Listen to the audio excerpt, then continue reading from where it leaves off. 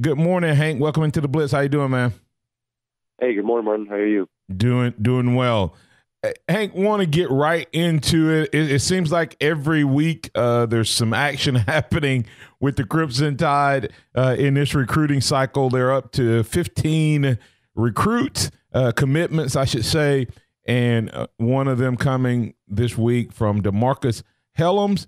Tell us a little bit about this number 4 safety and number 92 overall player.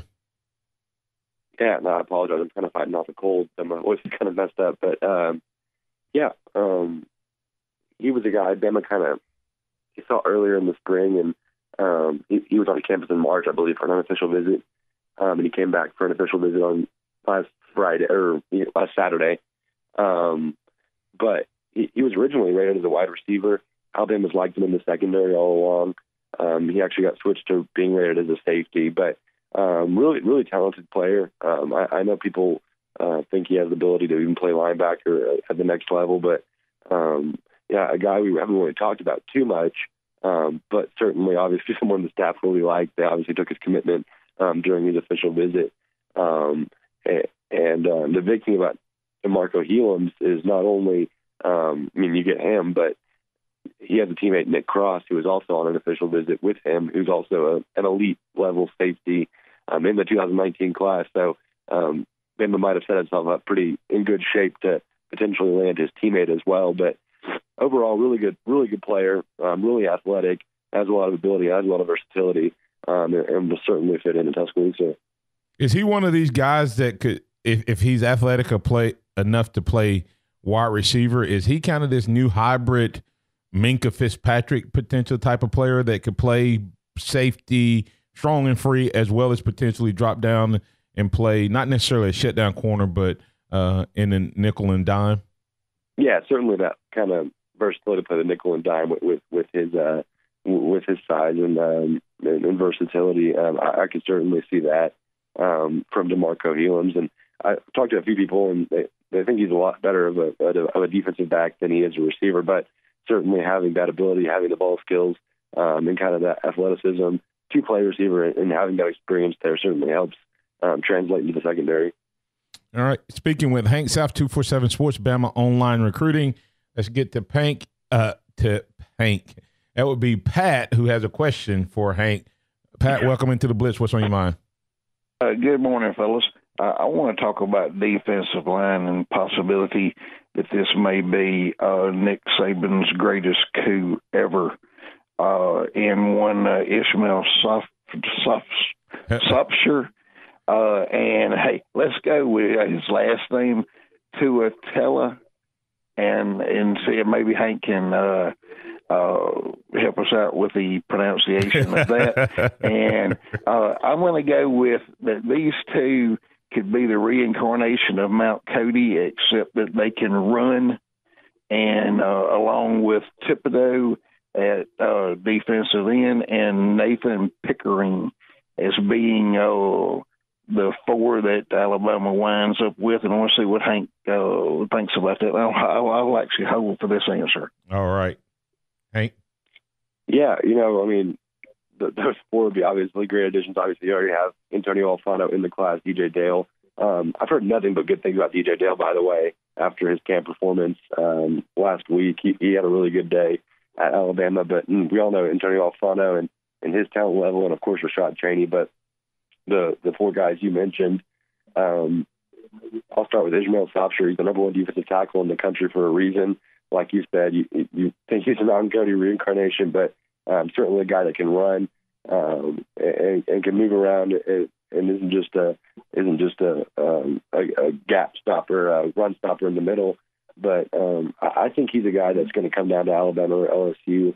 To be honest, last fall he kept Alabama out of his top 12, which was kind of a surprise to me. But they've kind of turned things back around for him this spring. He's going to put out a top 5 next month. I would expect Alabama to be in it. And like I said, I think the decision could ultimately come down to Alabama and LSU for him. Tatui Tuateli, 5-star defensive tackle from Hawaii, same high school as Tua Tagovailoa. I think that is an elite for him right now, to be honest. He visited in April, had nothing but good things to say about it. He's actually related to Tua, or he's a distant cousin of Tua. So that's something. He has family in the area, obviously, with Tua's parents living in Alabaster. Hey, Hank, has he also – didn't he put out a top 3, 4 something? And it was all – Texas was the most West team. Everybody else was like Alabama, Georgia, and Clemson. And he, like, omitted USC right after an official visit. I mean, like a visit, not a – I don't know if it was an official or not. I think that's kind of what changed it. Like after that, I think it was clear that Bama was probably the leader for him when he left out USC from his top 5. And yeah, like you said, I mean, Texas was the furthest west team, so clearly he's going far away from home. So I think Bama's in the best spot for him right now. He's going to take some official visits, maybe this summer. He's still kind of figuring those out. I would expect us to hear something about that pretty soon. But he also might make a decision before the start of the senior season. And I think Bama's probably in the best spot for him right now. Nathan Pickering was on campus Tuesday with his mom and family, the rest of his family. And I actually have a story coming about that at 8 o'clock on Bama Online. But nothing but great things they said about that visit. I think he's a ways away from making a decision, but I think Bama's probably not. I mean, I wouldn't say the favorite, but I think they're trending up for Nathan Pickering at this point. And then, forgive me, I forgot the last guy you asked about. Thibodeau. Yeah, number 1 player in the country, obviously for a reason, really athletic.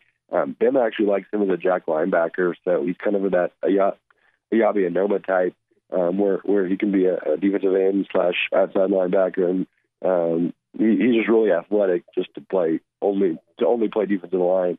And I think we're a ways away from knowing. He's obviously the number 1 player. Those guys like to drag out their recruitments. But he told us he's coming back to the Iron Bowl for an official visit, and that actually might be his last official visit. So that would certainly set Alabama up in a good spot if they were the last ones to get him on campus before he made a decision. Well, Hank, do you think that this is going to be, if he could land this 4 that I mentioned, that this would be Nick's best defensive front, and even if Thibodeau was to play jack linebacker, that's still possibly Nick's best front that he's ever recruited? I think it would certainly be up there. I mean, if those numbers can all fit, there's so many good defensive linemen in this class that the Bama is in on. Nathan Pickering is one of 4 elite defensive linemen in Mississippi they're recruiting. But yeah, to go along with like Antonio Alfano and DJ Dale, plus if you got those 3 or 4 guys, I mean, yeah, that would certainly be up there with best defensive line classes of all time. Hey Pat, I think you need to y'all have a hold on, Pat. I'm gonna give you what you need. I'm gonna give you a little work, Pat. I need you to Pat. I don't know if Pat can hear us when we talk. I'm not sure he hears us or not. But Pat, if you're listening, you need to go. I don't think Pat's giving. I'm probably going to butcher Alfano enough love, because he talks about those guys. But from everything I've heard you say and everything I read about this kid is one of those potential special big men. And I don't think Pat. I think his ranking is. Let me ask it this way, Hank. Is he one of those guys that could potentially have one of these senior seasons with what he's doing in all of the opening competitions now that you have the measurables? Is he a guy that if he goes out and does it on film, could he potentially be one of these guys that jumps to a 5-star or extremely highly ranked 4-star? Oh, absolutely. I mean, I think he's a guy. I think he's the one outside of a 5th star right now that has the best chance to be a 5th star. If he can keep everything going and on the track he's on right now. Yeah, I mean, this kid's a freak. I know some people think he's the best defensive lineman in the class. Right. Athletically, I think that's the case as it is right now. So yeah, I mean, they got a really special guy in Antonio Alfano.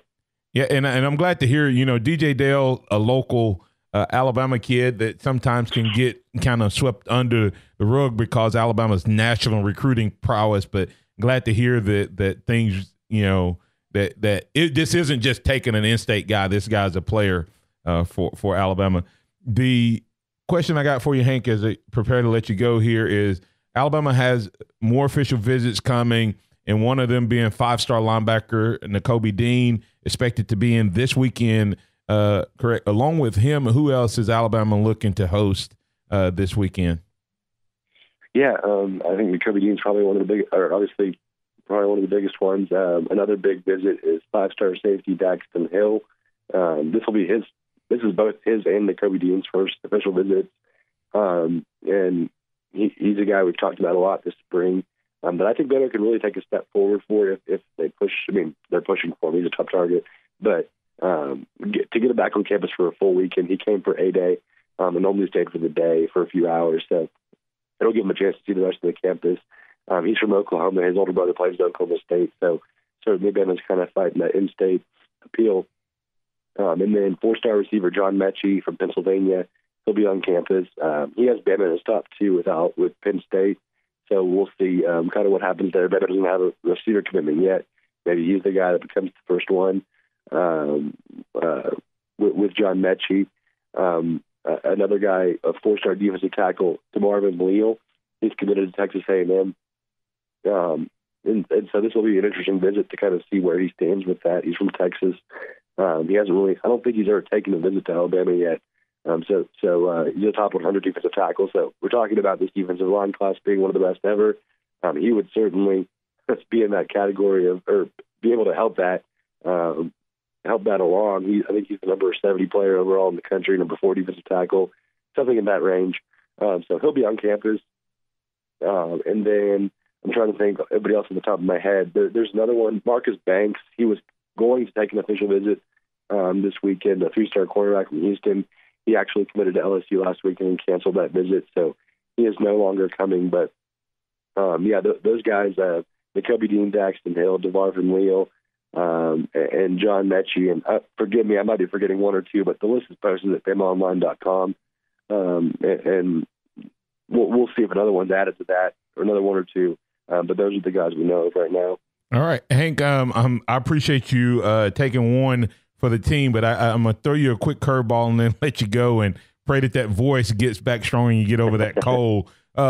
This is more of a statement, and you can respond to it if you want to, but Mississippi knocking it out? I'm talking about you start looking at they may not have the numbers, but the caliber of players seems to be through the roof. And then one last, like I said, the curveball, Trendon Wofford puts Alabama in his top 8. Is that a big deal or not? I mean, Trendon Wofford, big recruit out of the state of Alabama, gave out his top 8 Alabama amongst them. Are you hearing anything in terms of what he's looking at or leaning toward? Yeah, to start with the first question, I mean, Mississippi, in that state, like I said, we spent a few days there earlier this spring just seeing all these kids. I mean, I feel like we could have spent the whole week on the road in Mississippi just visiting the different recruits there. Really, really strong class. It's a bunch of different positions: running back, defensive line. I think defensive line is probably the strongest. We're seeing Bama kind of attack that and hopefully get one of these defensive linemen out there. I thought too. Nathan Pickering, like I said, was on campus. Byron Young says Alabama leads. Jaron Handy's a guy that has about Bama really high on his list. And then Charles Moore, Mississippi State commit, who's considering Alabama. They haven't offered him yet, but a guy that they could down the line if they like what they see at camp or the senior season. Mississippi's a great, really good, strong class this year. And then as far as Trendon Watford goes, I would have been really surprised if Bama wasn't in his top 8. He's the number 1 player in Alabama, a 5-star forward from Mountain Brook. He's a guy that, I thought all along Bama would be the choice. Memphis is kind of trending as of late, just after they hired Penny Hardaway, the new head coach. He has some ties to him, and so I think they're kind of a trending team right now, but I think he's still a ways away from making a decision. I think he's looking at a number of different teams. I think LSU's in it.